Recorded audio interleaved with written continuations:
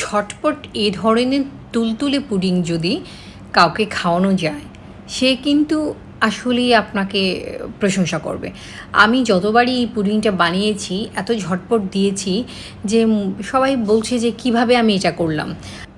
আর যদি উপর থেকে ক্যারামেল সস কিছু একটা দেওয়া যায়, তাহলে তো এটা তুলনাই নেই। এটা দেখতে যেমন সুন্দর হবে, খেতে তো অসাধারণ।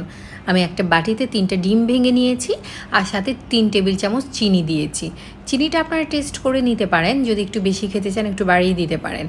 চিনিগুলো এত মোটা মোটা দানার যে আমি এগুলো গুঁড়ো করে নিয়েছি, নয়তো অনেক সময় লেগে যাবে এটা ভাঙতে ভাঙতে, গুঁড়ো করতে করতে।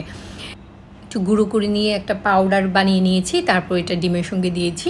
আর এদিকে ঠান্ডা ঠান্ডা জাল করে নেওয়া 1 কাপ দুধ দিয়ে দিয়েছি। তারপর খুব ভালো করে এটাকে মিশিয়ে নিব। মিশাতে মিশাতে যতক্ষণ সময় লাগে, আসলে এটা তেমন কিছুই না, খুব সহজে বানানো যায়।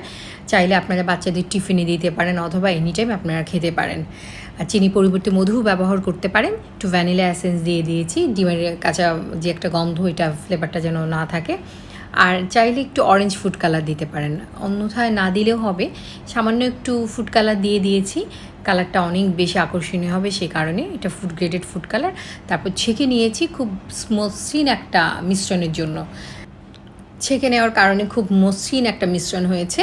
এবার একটি কড়াইয়ের মধ্যে একটা টিস্যু দিয়ে দিয়েছি, তারপর যে বাটিতে আমি এটা সেট করব সেই বাটিতে ঢেলে ঢাকনা দিয়ে ঢেকে এটাকে 20-25 মিনিটের মতো এটাকে স্টিম করে নেব মাঝারি আছে। টিস্যুটা দেওয়ার কারণে এটা নড়চড় করবে না, ফিক্সড হয়ে বসে থাকবে। খুব সহজে এটা স্টিম হয়েছে, আমি চেক করে নিয়েছি। আপনারা চেক করে তারপর নামাবেন। এবার ঠান্ডা করে আমি ডিমোল্ড করে নিচ্ছি। ট্রাস্ট মি, আপনি যদি এটা বানিয়ে নেন, আপনি অবাক হয়ে যাবেন যে এটা এত টেস্টি এবং এত শর্ট টাইমে এটা বানানো যায়। তবে আগে থেকে বানিয়ে যদি এটা ফ্রিজে রেখে দেওয়া যায়, ঠান্ডা ঠান্ডা পরিবেশন করা যায়, তাহলে এটা তো কথাই নেই।